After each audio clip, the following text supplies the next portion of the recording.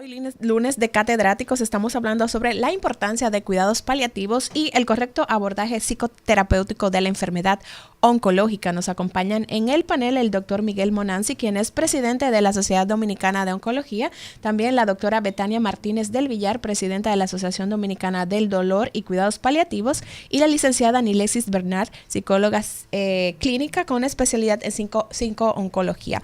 Doctora Betania, cuando el paciente oncológico se encuentra en esta etapa terminal donde ya el médico, la familia tiene conocimiento de que no hay nada más que hacer, de que ese paciente va a fallecer, muchos profesionales de la salud deciden enviar a ese paciente a casa, no dejarlo en el centro en donde le daban atención regularmente, sino que ese paciente vaya a casa a fallecer.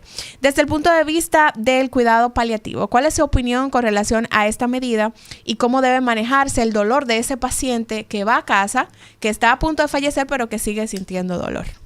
Como ya mencionamos anteriormente, las etapas en que vive un paciente oncológico son conocidas frente al tratamiento, donde está evolucionando, frente a la futura curación que debe tener porque tiene ya un tratamiento establecido.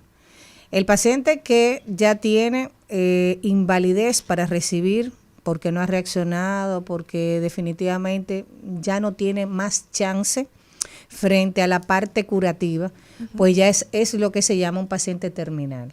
Pero eso no quiere dejar dicho que terminal es tengo 3 días inconsciente. Ese es el paciente que está consciente, que tiene una condición que todavía puede manejarse. Entonces entra cuidados paliativos para frente a esa situación pueda morir y morir con un médico al lado o con un servicio de paliativos.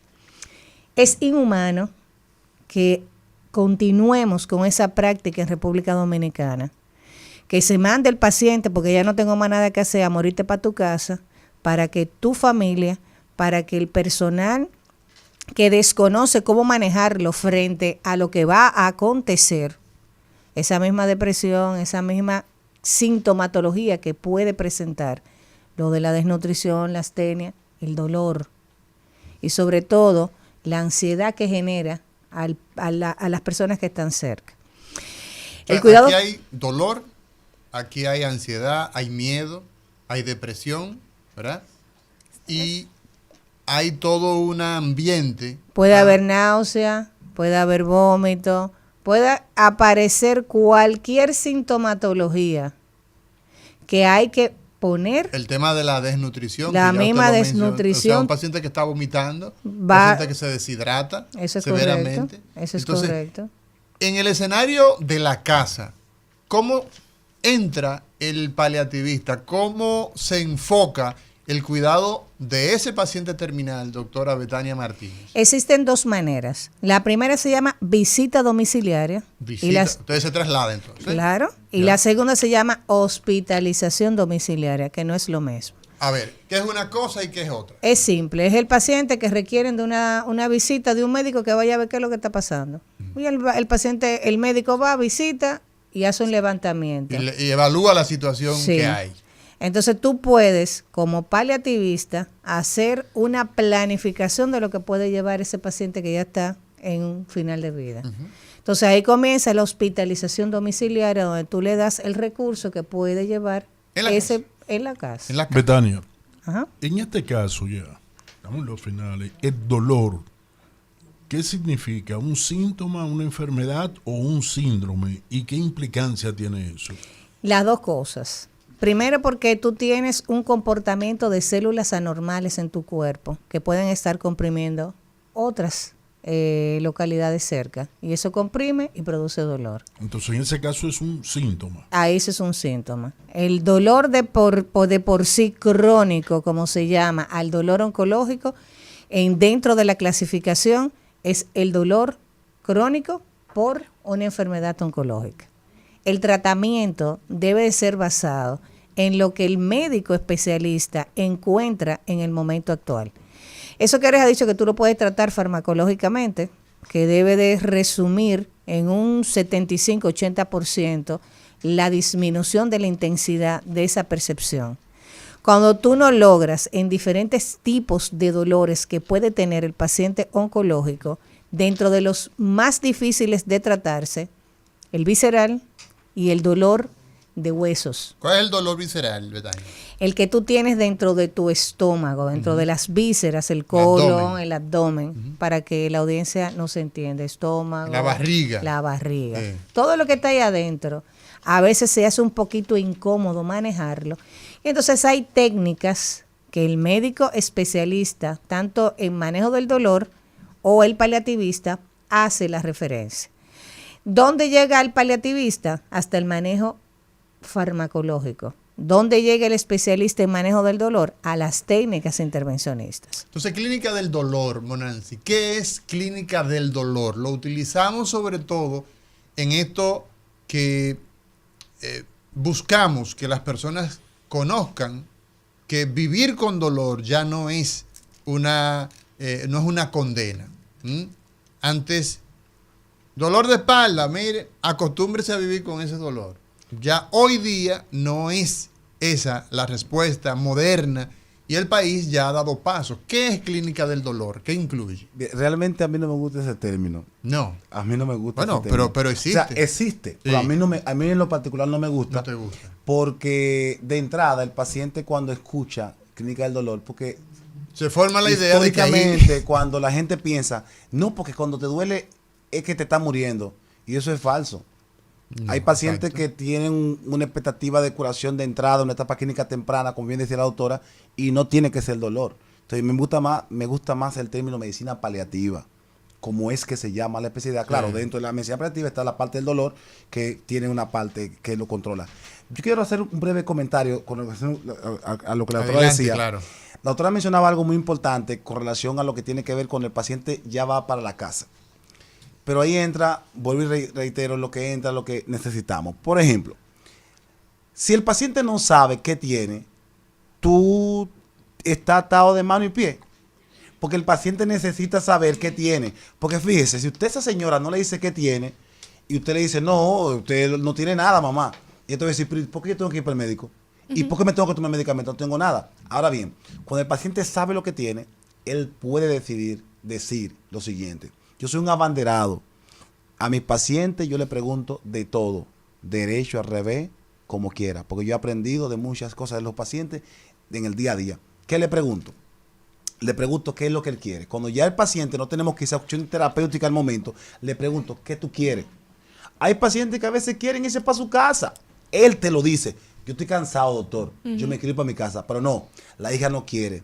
No, mira, mamá, hay que obedecer lo que dice la paciente. ¿Tiene derecho el paciente a no querer la licenciada lo dijo bien claro. ¿Sí? Si el paciente está consciente en las 3 esferas de sensorio, él puede decidir. O sea, si su juicio no está alterado, si él puede ir al banco y sacar lo que tiene o depositar lo que quiere, o sea, tiene capacidad de decisión. Él tiene capacidad. Y él dice, yo me quiero ir, porque muchos pacientes quieren ir a su casa a arreglar sendas cosas, como dicen. Sí. Pero a veces no se lo permitimos. A veces el mismo familiar, por tratar de ayudar, lo que hace que maltrate al paciente. Porque yo quiero ver mi gallina, yo quiero ver mi gallo, yo quiero ver mi casa. Y, no hay un lugar. Abajo del colchón yo tengo unos papeles y quiero sacarlos para entregárselo a Juliana, para que Juliana sepa lo que hay, pero no lo dejan. Sí. No hay un lugar, Monensi, del planeta más cómodo que tu casa. Que tu casa, que tu vecino, que tu entorno. Yo tenía un paciente que él era del sur y él me decía a mí, no, mire, mi hija me tiene aquí secuestrado, pero aquí lo que yo voy es piso de cemento. Yo no quiero, ella me trata bien. Yo, pero oye, tienes que manejarte. Le decía yo, mira, tu hija está ahí, se va a sentir mal. No, ya lo sabe. Yo quiero irme a pasar mis últimos días. Yo voy y vuelvo, pero voy a mi casa, a la tierra, pisar mi tierra, y a ver mi gallina, a ver mi gallo. Y hay que darle la oportunidad al paciente, que el paciente también elija y decida. Naomi Mateo, adelante. Sí, tengo otra pregunta para la licenciada Bernal. Usted decía que cáncer no es sinónimo de muerte, pero yo entiendo que la mayoría de los pacientes con cáncer entienden por default que se van a morir, que ellos ya van a terminar su vida.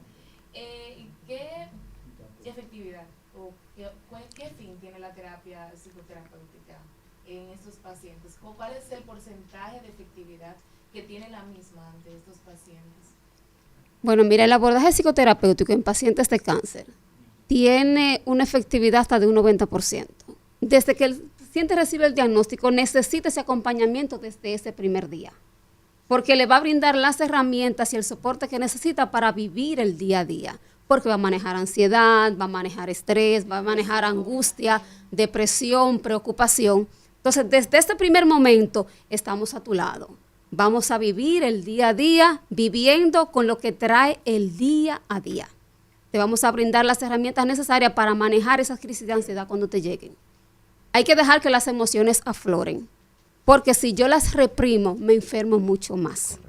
Entonces, se vale llorar, se vale gritar. Se vale hacer duelo. Se vale hacer duelo. De una información que te han dado, se vale hacer Se ese duelo. vale hacer duelo porque me da la fortaleza para levantarme con más fuerza y luchar contra eso que me ha llegado. Pero si la reprimo, me llegó, me estoy muriendo. Pero espérate, déjame respirar un poco. Déjame ver qué yo tengo a la mano. Déjame ver qué yo puedo hacer. Déjame ver cuáles son las informaciones que el médico me da y qué yo puedo hacer con eso. Eso me da a mí otro aire de vida para vivir con esta enfermedad que me ha llegado, con esta situación que se me ha presentado en ese momento. En ese sentido, Nilexis, la gente suele decirle a los pacientes oncológicos, pon de tu parte, la buena actitud te va a ayudar a recuperarte más rápido. Es cierto que atendiendo a la actitud del paciente, la mejoría va a ser mayor o menor. Mira, cuando yo tengo una actitud positiva para lidiar con esto que se me ha presentado, manejo mejor la situación. Pero eso va de la mano con el poder expresar mis emociones en el momento. Yo recuerdo una joven que yo me encontré, en ese momento ella estaba llorando. No sabía yo qué le pasaba.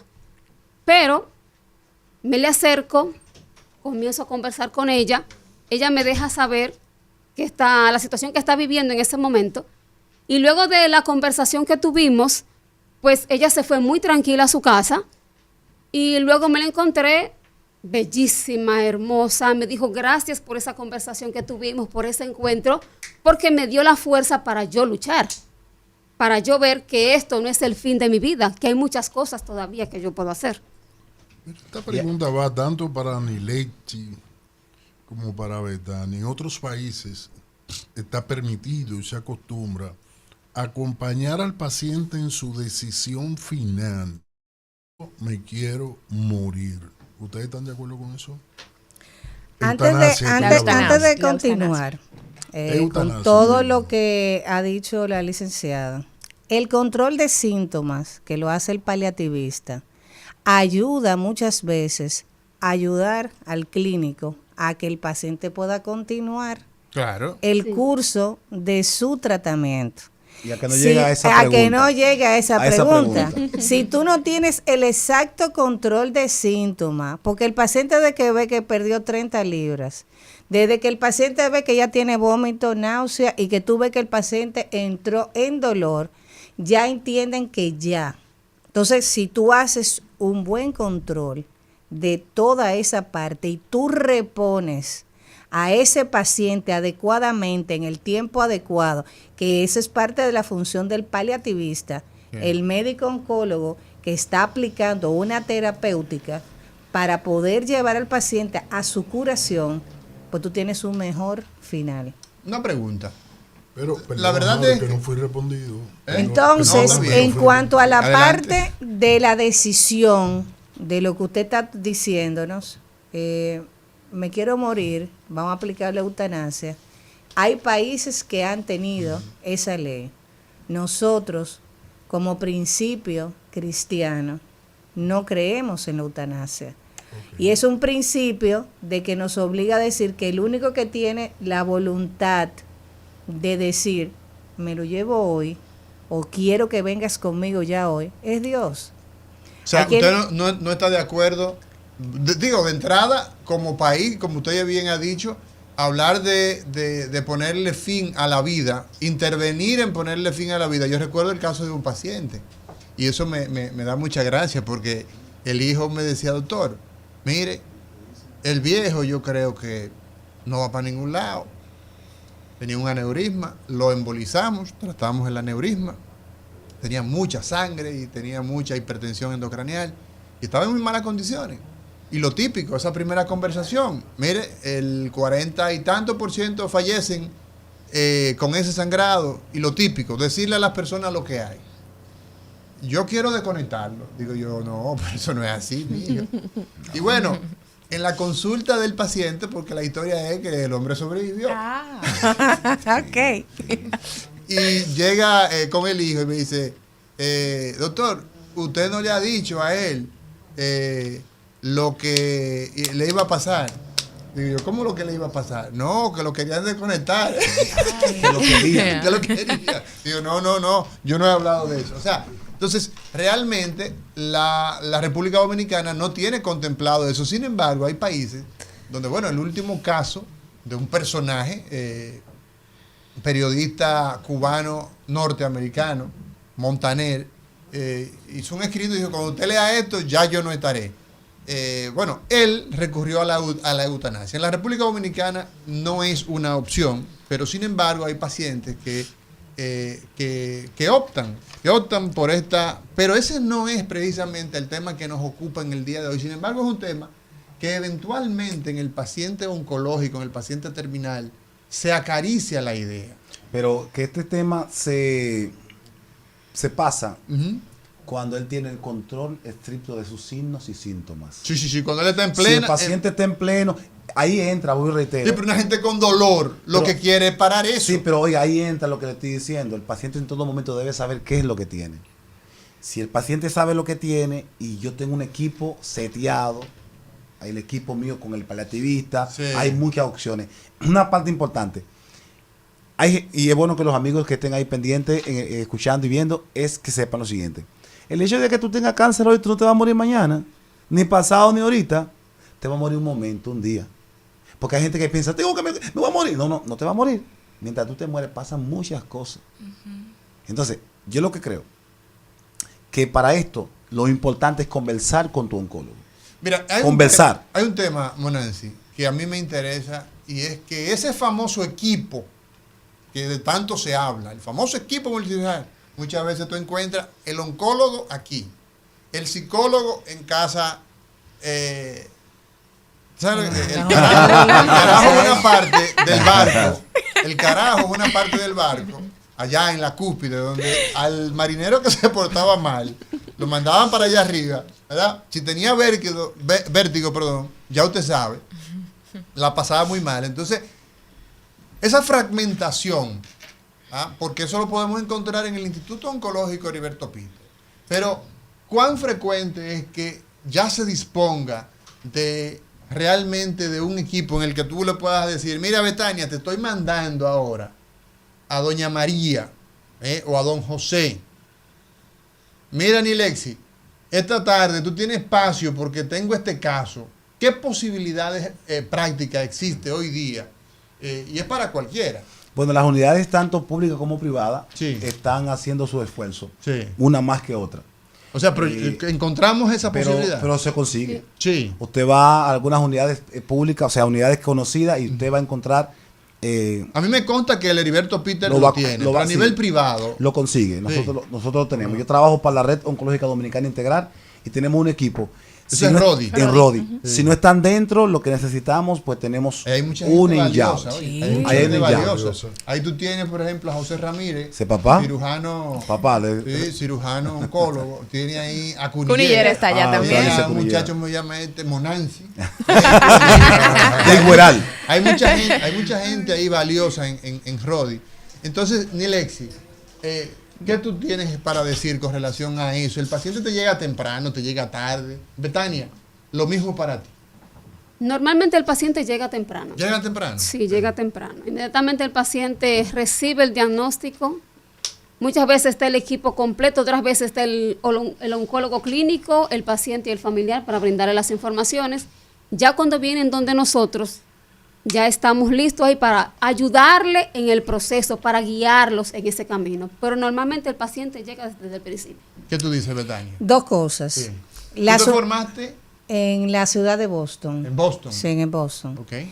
Las clínicas de dolor siempre se ha pensado que son oncológicas, y las clínicas de dolor es el cuarto nivel de atención de cualquier paciente que tiene dolor. ¿Qué significa Aunque eso? Monansi no le guste. Aunque Monansi no le guste. El término. Entonces, el cuarto nivel es que ya ese La es el Organización Mundial de la Salud estableció que tú tienes 3 niveles de atención farmacológica, 1, 2 y 3. Ya. El cuarto nivel es del intervencionista. Ese es el nivel de los especialistas en manejo del dolor que han hecho su curva de aprendizaje de 1 a 2 años para poder controlar ese síntoma que ya no es Casi solamente... siempre son anestesiólogos, ¿verdad? En el pasado. En el pasado, ya no es... No es necesariamente que el intervencionista en manejo del dolor, ¿cómo se llama? Manejo del dolor, pain management, como se llama en inglés, o algólogo, como se llama en Latinoamérica, es un especializado de 1 a 2 años. Oíste, Entonces, las características de ahora, el dolor no es solamente un síntoma como en la enfermedad oncológica, el dolor es una enfermedad.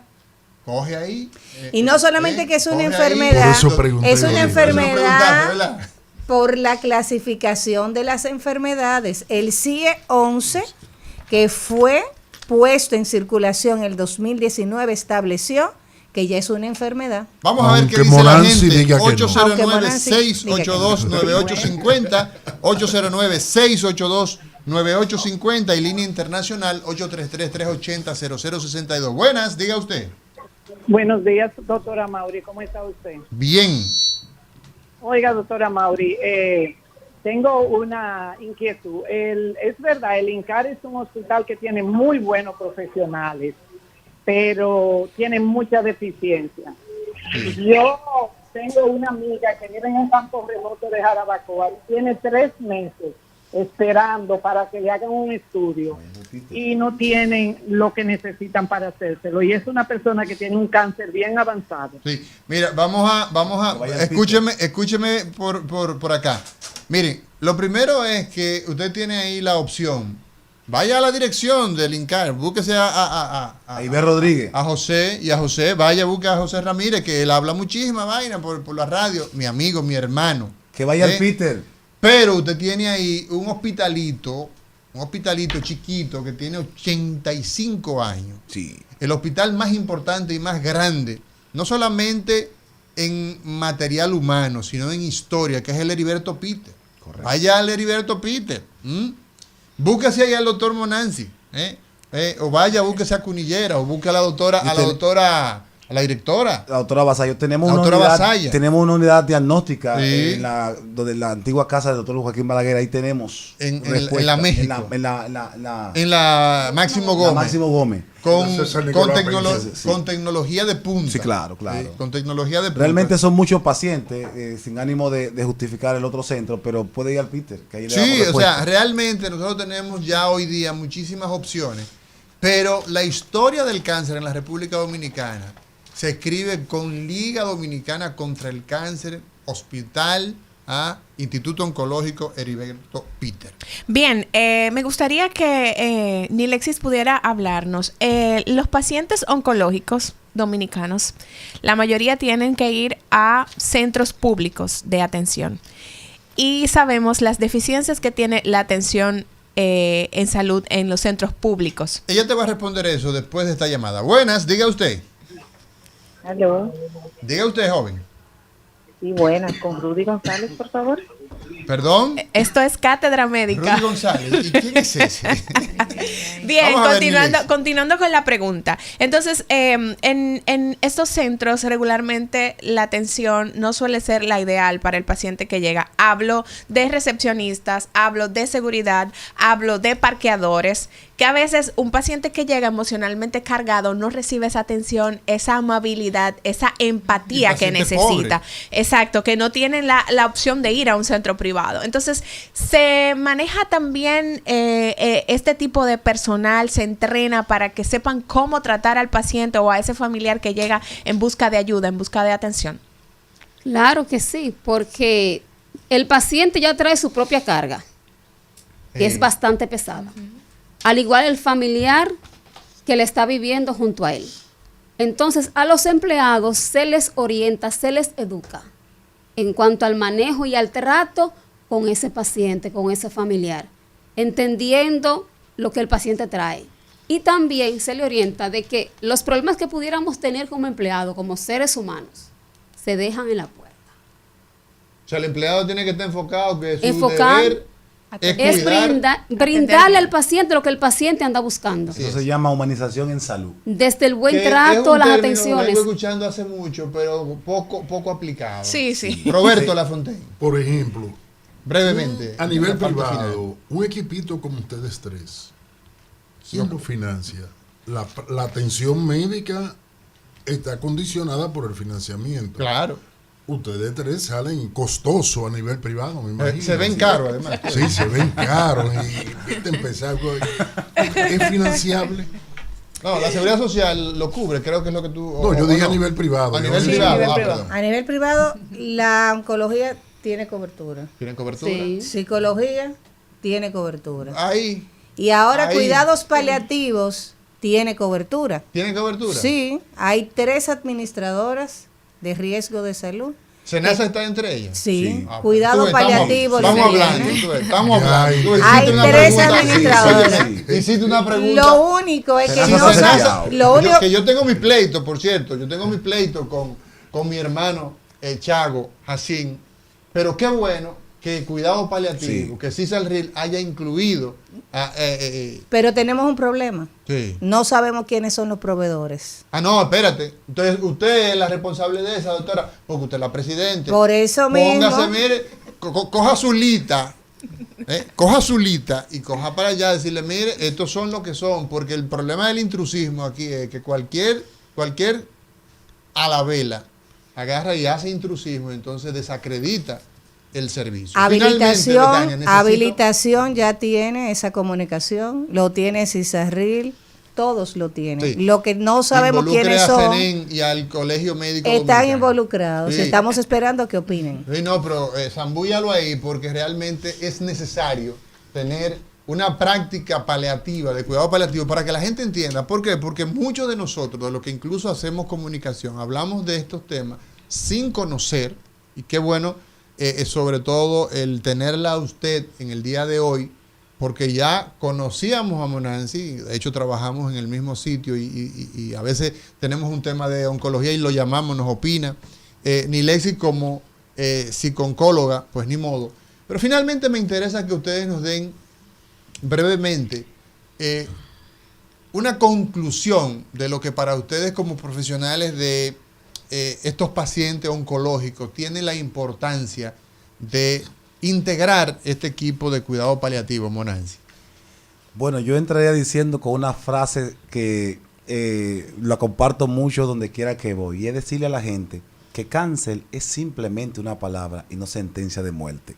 Hay que comunicarle a la gente, usted que tiene un diagnóstico de cáncer, no se quede, converse con su oncólogo. Si su oncólogo, usted se siente que no tiene una respuesta al momento, usted tiene la opción de buscar una segunda opinión, pero no es que esté buscando una segunda, una tercera, una cuarta, no. Trate de conversar con su oncólogo estos temas que le preocupen, y usted verá que va a tener la respuesta. Si su médico oncólogo al momento no le da respuesta, tiene la opción de buscar una segunda opinión, que existen en oncología unidades y oncólogos que están dispuestos a dar una segunda opinión, siempre y cuando usted haya conversado primeramente con su oncólogo de cabecera principalmente. Betania Martínez. Cuidados paliativos en República Dominicana es una realidad, es una subespecialidad médica que pueden tener acceso cualquier paciente, que ya hemos mencionado 2 características, los que tienen enfermedad crónicos no transmisible y los pacientes oncológicos. Aquí hay paliativistas, ningún dominicano, ninguno puede dejar de tener una atención de cuidados paliativos para manejo integral de lo que son sus síntomas. Entonces, como ya hay cobertura, accedan, busquen, llamen y averigüen quiénes somos los que podemos brindarle esa atención. La página, ustedes tienen páginas. www. Sociedad Dominicana de Dolor. Sociedad Dominicana de Dolor. .com. Bueno, perfecto. Nilexi. Bueno, tengo para decirle al paciente oncológico, no estás solo. Estamos para ti, para acompañarte desde el principio. ¿Dónde te encontramos a ti? Me encuentran en el 829-925-1775. También quiero agregar y decirle a ese familiar, a ese cuidador principal que está a la cabecera con el paciente, tú tampoco estás solo.